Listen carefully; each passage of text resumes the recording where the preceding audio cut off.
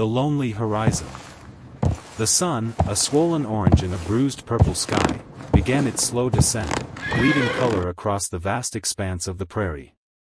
Jedediah Stone, his back a rigid line against the fading light, pulled the last strand of barbed wire taut, securing it to the weathered post with a practiced twist of his pliers.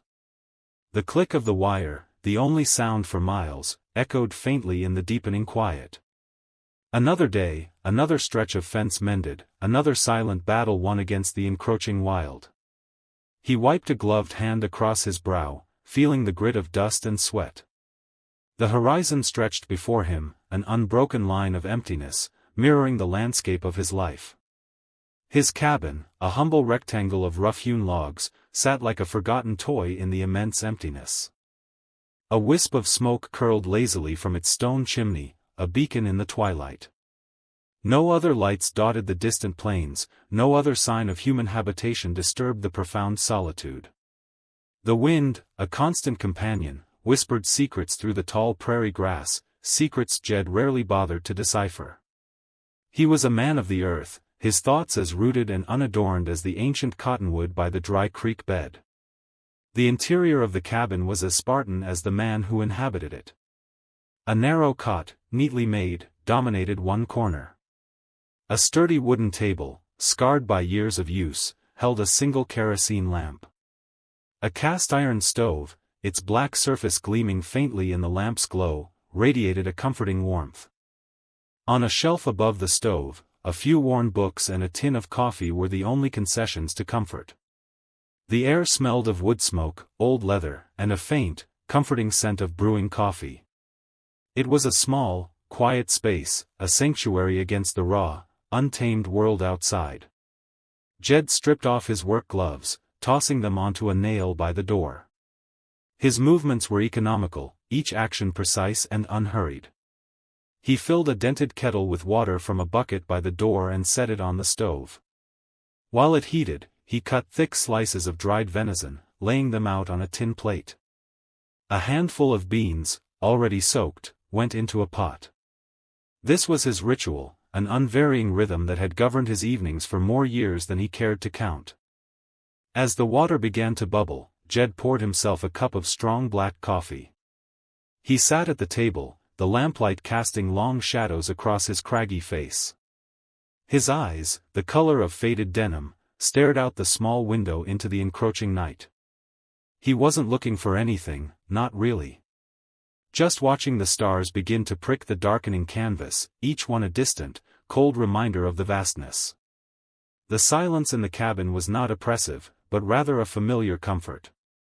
He heard the gentle hiss of the kettle, the soft crackle of the wood in the stove, the distant howl of a coyote.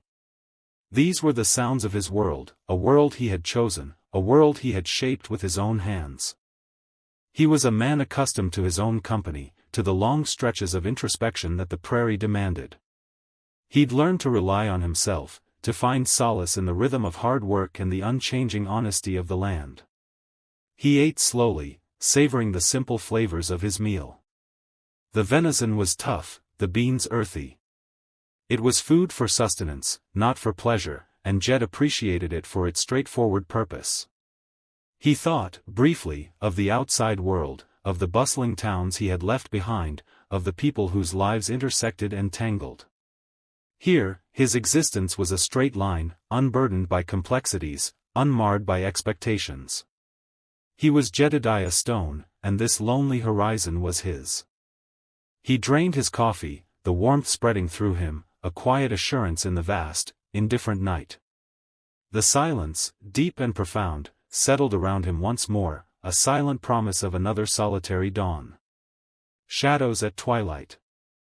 The sun dipped below the horizon, painting the vast prairie in hues of bruised purple and fiery orange. Jedediah Stone, wiping his hands on a grease-stained rag, watched the last sliver of daylight vanish, a familiar quiet settling over his lone ranch. He'd just finished mending the stubborn gate latch, the creak of which had become a nightly annoyance. A cool breeze, carrying the scent of drying sage and distant dust, ruffled his sparse hair. He turned towards the comforting silhouette of his barn, a sturdy sentinel against the encroaching darkness. That's when he saw them. Two figures, cloaked and indistinct against the deepening twilight, stumbled across the uneven ground. They moved with a labored gait, like scarecrows caught in a sudden gust. Jed squinted, his hand unconsciously reaching for the axe handle leaning against the well pump. Strangers rarely ventured this far off the main trail, and never after sundown. His initial reaction was a prickle of unease, a lifetime of solitary living teaching him caution. The wind, typically a companionable whisper, shifted, carrying with it faint, almost ethereal sounds. He strained to hear, his senses sharpened by the isolation. A low moan, then a desperate plea, fragmented and broken. "Abandon us, please, save us." Jed froze, the axe handle forgotten. The words, though faint, resonated with a profound anguish that cut through the silence.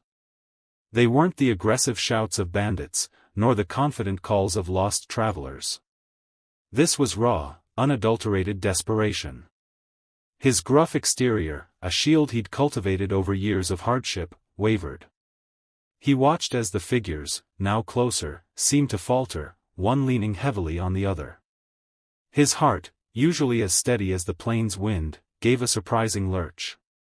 Concern, an emotion he rarely indulged, began to override his initial wariness. He knew the cruelty of the world out here, the way it could strip a soul bare. To be abandoned on the open prairie, especially as night fell, was a sentence. Dropping the rag, Jed started towards the barn, his boots crunching softly on the gravel. He moved deliberately, not wanting to startle them further. The figures, now barely 30 yards from the barn doors, were clearly women. Their cloaks, once dark, now appeared tattered and mud-stained. One, taller than the other, held a hand to her swollen belly, her movements agonizingly slow. The other, her face obscured by the hood, stumbled, and for a terrifying moment, Jed thought she would collapse. He quickened his pace, the sound of their ragged breathing becoming audible above the wind. He could see their eyes now, wide with exhaustion and a glimmer of fragile hope. Ayanna, the taller of the two, lifted her head, her voice raspy. "Please, sir, we have nowhere else to go. Everyone abandoned us." Her gaze, though weary, held a quiet strength, a profound sorrow etched around her eyes. The plea was simple, direct, cutting through Jed's guarded composure. It wasn't just for shelter, it was a plea for humanity itself. A sanctuary in the barn. The scent of pine needles and damp earth clung to Jed's clothes as he pushed through the last line of cedars. His axe, heavy and familiar, felt like an extension of his arm. He hadn't expected visitors, not in this weather, not this far out. But the faint glimmer of something light, almost unnatural against the muted browns and grays of the forest floor, had drawn him off his usual path. He squinted, his breath puffing white in the crisp air. It was a blanket, he realized, and beneath it, two figures huddled together, almost swallowed by the dense undergrowth. He approached cautiously, his calloused hand instinctively tightening on the axe handle. As he drew closer, the figures stirred. Two faces, etched with exhaustion and a fear so profound it made his own gut clench, looked up at him. Their eyes, dark and wide, held a plea he understood instantly. They were women, their bodies rounded with advanced pregnancy, their clothes torn and muddied. Cherokee, he surmised, noting the intricate beadwork still clinging to one woman's worn moccasins. Ayanna, the one with the calmer, more resilient gaze, spoke first, her voice a reedy whisper. "Help, please. We are lost." Cold. Jed didn't need more words. The sight of their shivering forms, the quiet desperation in their eyes, spoke volumes. He lowered his axe, a silent gesture of peace. "Barn," he grunted, his voice rough from disuse. "Warmth." He turned, not waiting for a reply, and began to lead the way back towards his small, solitary homestead. He moved slowly, mindful of their condition, glancing back often to ensure they followed. The barn, though drafty, offered immediate respite from the biting wind. The familiar smell of hay and old leather was a comfort. Jed gestured towards a cleared corner, piled high with fresh, sweet-smelling straw he'd laid down just yesterday for the coming winter. "Here," he said, his eyes avoiding theirs, focusing instead on the rough-hewn beams above. He felt a strange unease, a prickle of unfamiliar emotion at having strangers in his sanctuary. He fetched an old, patched quilt from a storage chest, its faded patterns a testament to years of use, and spread it over the straw. Then, without a word, he disappeared into the cabin, returning moments later with a dented tin cup and a steaming pot. He poured water, surprisingly warm, into the cup, then ladled thick, hearty stew into 2 wooden bowls. The aroma of venison and wild carrots filled the space. Ayanna took the cup with trembling hands, her fingers brushing his briefly. The contact, however fleeting, sent a jolt through Jed. He quickly withdrew, his face impassive. "Eat," he commanded, his gruffness a shield against the unfamiliar tenderness stirring within him. He watched, a silent sentinel, as they devoured the food, their hunger a raw, visible thing. The fear in their eyes began to recede, replaced by a flicker of something akin to gratitude. He knew, with a certainty that settled deep in his bones, that his life had irrevocably changed. Stories of loss and hope. The fire's glow painted Ayanna's face in shades of amber and shadow, highlighting the weariness etched around her eyes. She reached for Tala's hand, a silent gesture of solidarity before she spoke. "Our people, they moved on. Left us behind." Her voice was soft, yet carried the weight of profound abandonment. "Our husbands, they fell to the sickness that took so many. We were already heavy with child-deemed burdens." Jed, perched on a rough-hewn stool, listened with an intensity that surprised even himself. The gentle crackle of the flames was the only other sound in the barn, accentuating the quiet horror of Ayanna's revelation. His gaze drifted from Ayanna's face to Tala's, noting the way Tala's hand instinctively went to her swollen belly. He'd seen desperate folks before, but never 2 women, alone and so obviously vulnerable, on the cusp of bringing new life into a world that had so cruelly discarded them. A knot tightened in his gut, a feeling alien and unwelcome, yet undeniable, a burgeoning sense of responsibility. "They said we would slow them," Tala added, her voice a whisper, her eyes fixed on the dancing flames. "That the spirits had not chosen us to continue with the tribe." A shudder ran through her, despite the warmth of the fire. "We watched them go. The dust of their horses fading into the horizon, carrying our entire world with it." Jed's jaw tightened. He imagined the scene, 2 pregnant women, left to fend for themselves in the unforgiving wilderness. The sheer cruelty of it stirred something fierce and protective within him, a primal instinct he hadn't known he possessed. His life on this isolated ranch had been one of self-reliance, a testament to his own ability to survive alone. But this was different. He wasn't just fending for himself anymore. Ayanna met his gaze, her dark eyes brimming with a fragile hope. "We walked for many suns. Through the canyons, across the plains. We knew we had to find shelter, a place for our babies to be born safely." She paused, a deep breath steadying her. "We are afraid, Jedediah. Afraid for them." Her hand rested protectively over her own belly. "They deserve more than to be born into a world that has already forgotten them." The raw honesty of her words pierced through Jed's usual stoicism. He saw the vulnerability, the quiet desperation veiled by their inherent strength. These weren't just women seeking refuge, they were mothers-to-be, fighting for the very existence of their unborn children. The thought of them, enduring the harsh elements, facing wild animals, all while carrying new life, ignited a spark within him. It was a spark of something akin to awe, and an undeniable urge to shield them from further harm. He cleared his throat, the sound rough in the quiet space. His words, when they came, were few, but held a solid promise. "You're here now. You're safe."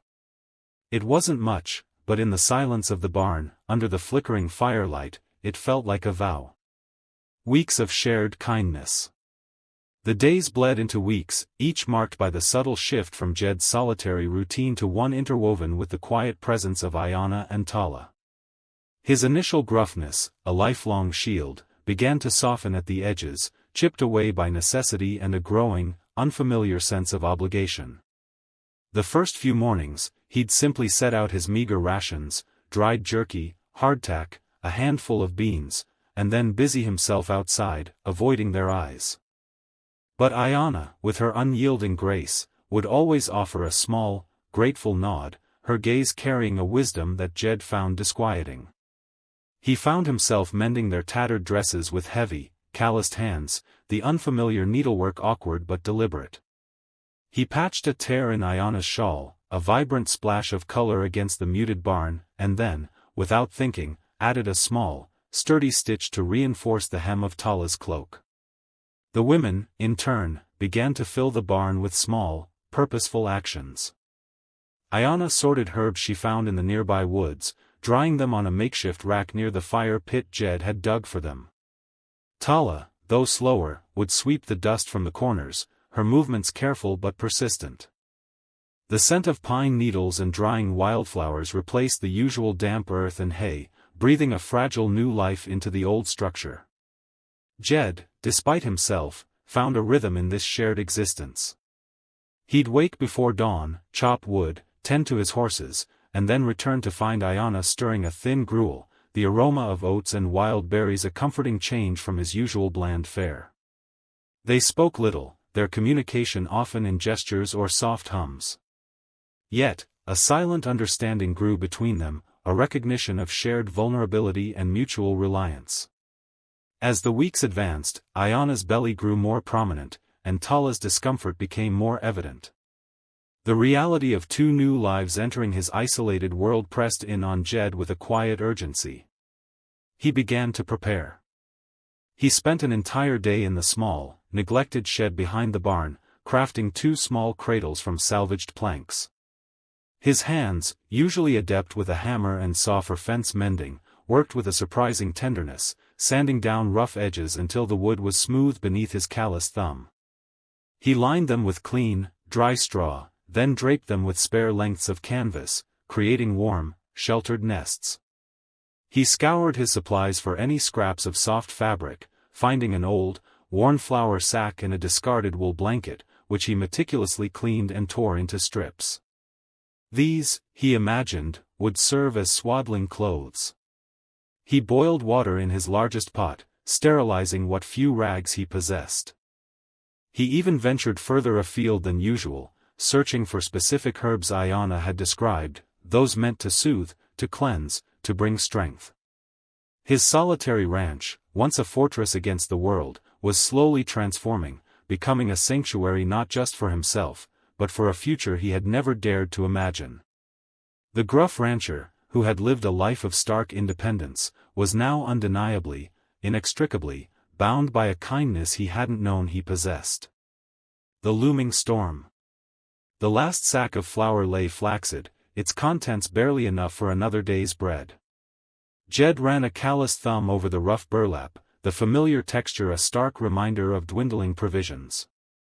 Salt pork, potatoes, even the coffee beans were nearing their end. He'd stretched them further than he thought possible, but the relentless march of winter and the unexpected additions to his household had taken their toll. A trip to Oakhaven, the nearest settlement, was no longer a matter of convenience, it was a necessity. He found Ayanna tending to Tala, who was humming a soft, wordless tune as she mended a tear in a blanket. The warmth of the fire cast flickering shadows on Ayanna's face, highlighting the subtle lines of weariness around her eyes, yet her gaze remained steady and calm.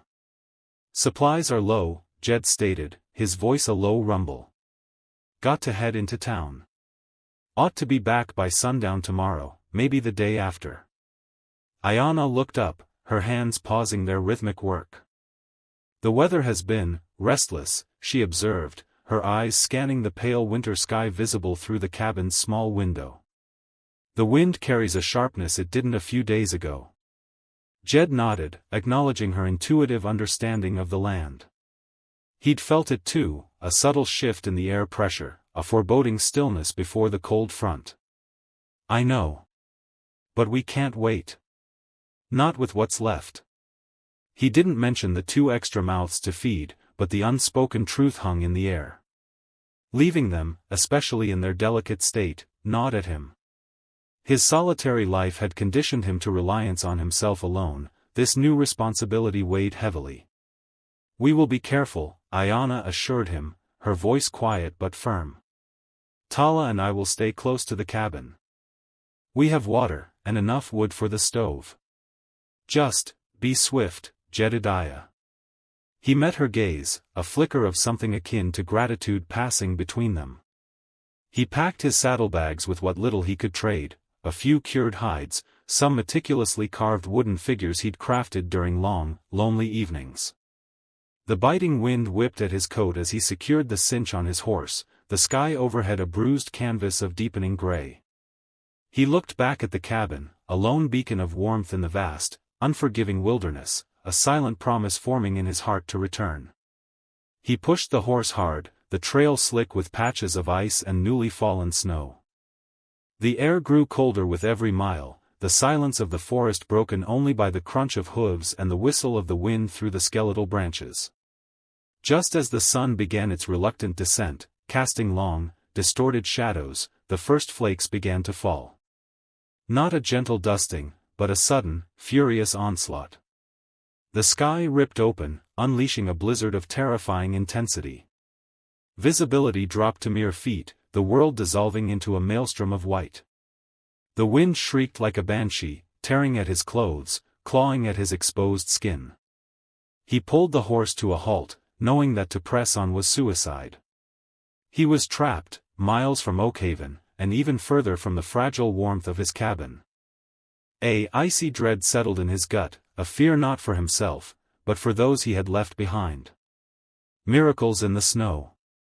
The wind howled a primeval song, rattling the barn's rough-hewn timbers as Ayana felt the first sharp pang.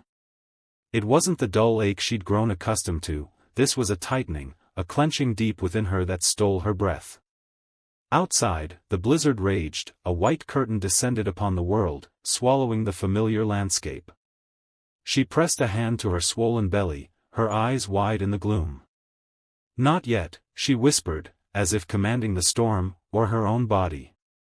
But the next wave came, stronger, undeniable. Tala, stirring from a fitful sleep on her own makeshift bed of hay and blankets, heard Ayana's stifled gasp. Her own body ached with the weight of her advanced pregnancy, but instinct sharpened her senses. She pushed herself up, her face etched with concern. Ayana? What is it? Ayana struggled to speak, a bead of sweat trickling down her temple despite the biting cold. It's time.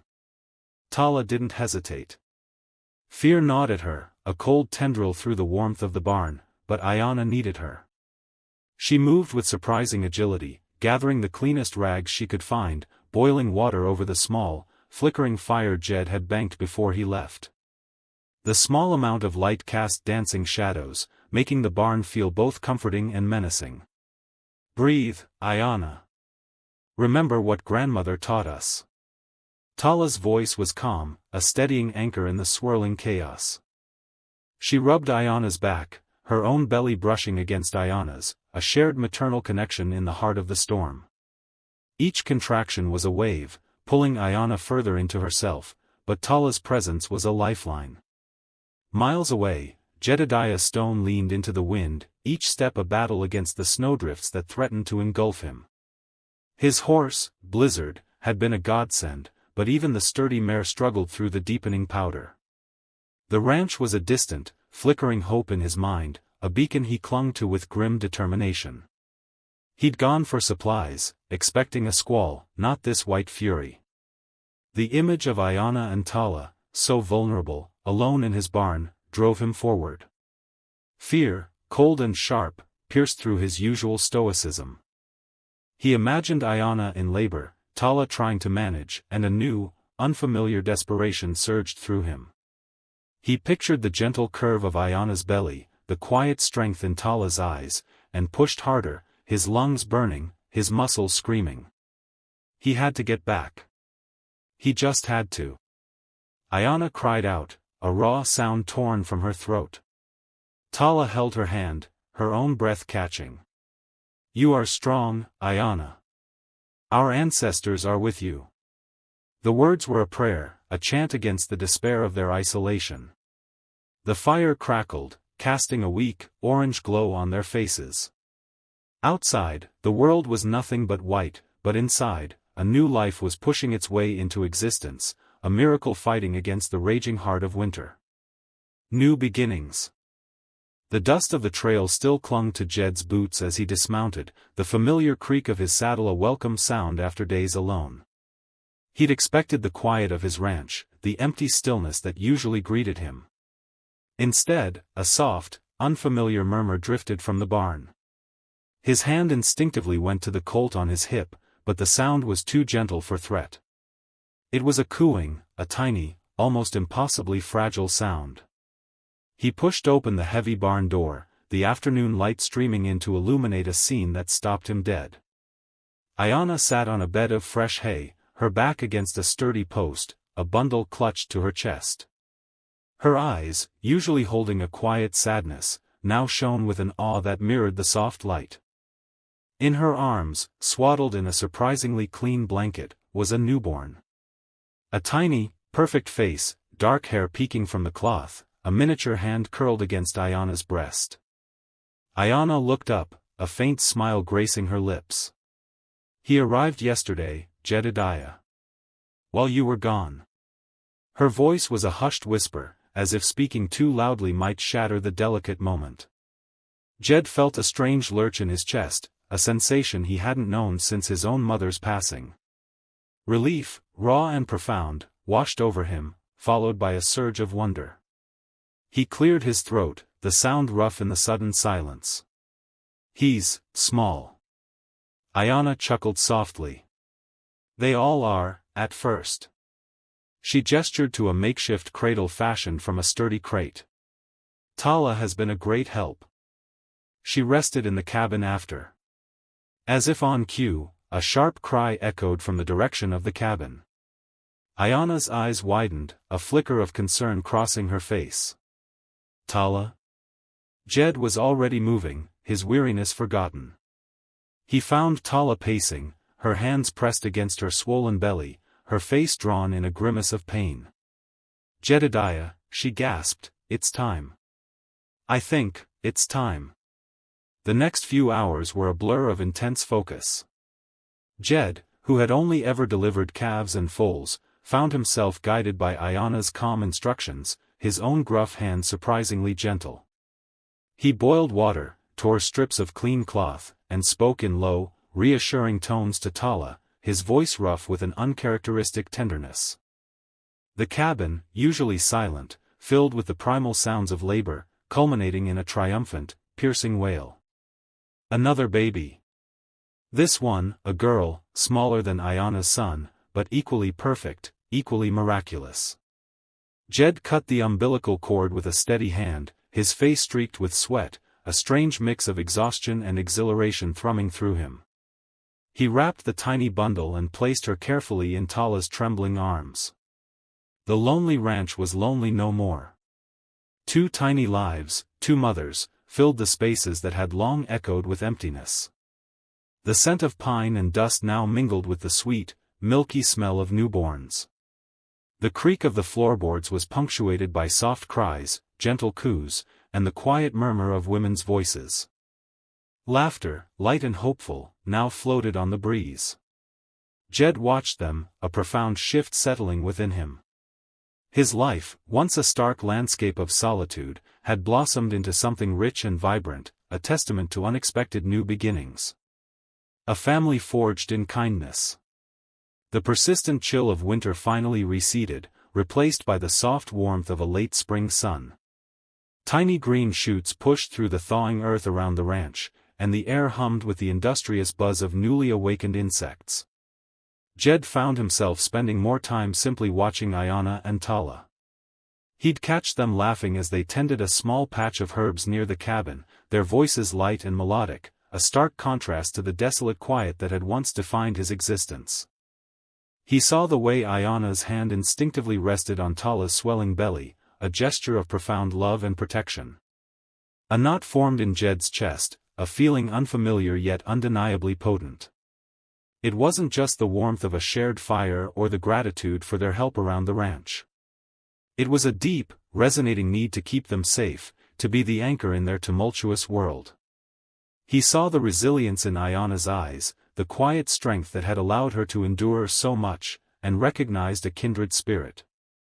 Tala, with her gentler spirit and quick smiles, had brought a lightness he hadn't known he craved. He realized, with a startling clarity that hit him like a physical blow, that he loved them. Not just as people he respected, but with a fierce, protective love that demanded permanence. One evening, as the last sliver of sun painted the western sky in hues of orange and purple, Jed found them sitting on the porch swing he'd repaired. The scent of pine and damp earth hung heavy in the air. He cleared his throat, the sound rough in the sudden silence. "Ayana. Tala." His voice was deeper than usual. He ran a hand through his already disheveled hair, searching for the right words. "This ranch. It was always just me. Lonely. Empty."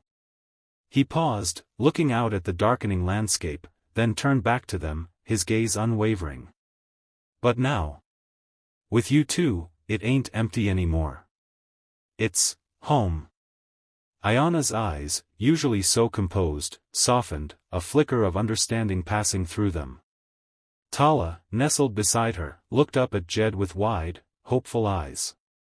"I know things have been hard for you both," Jed continued, his words slow and deliberate, each one weighed with genuine feeling. "And I ain't much for flowery speeches. But what I want to say is this: I don't want you to just stay here. I want you to be here. As family. As mine." He took a deep breath, the biggest leap of faith he'd ever taken. I love you, Ayana. And Tala. I want to build a life with you. A future. If you'll have me." Ayana's hand flew to her mouth, her eyes glistening. Tala's lower lip trembled, and a tear traced a path down her cheek.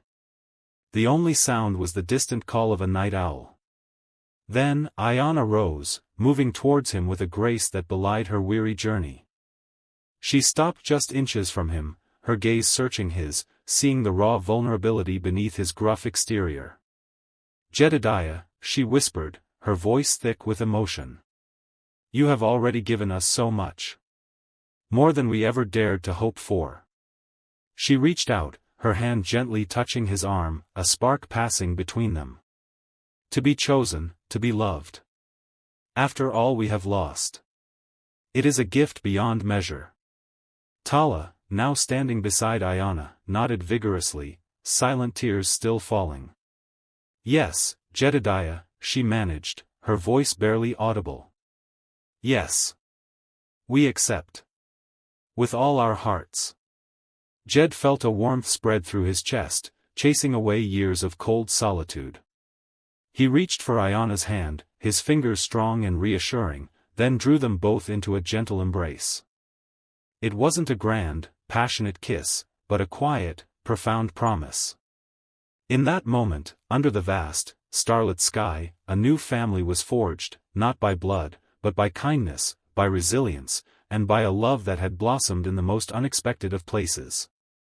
The Lone Stone Ranch was lonely no more.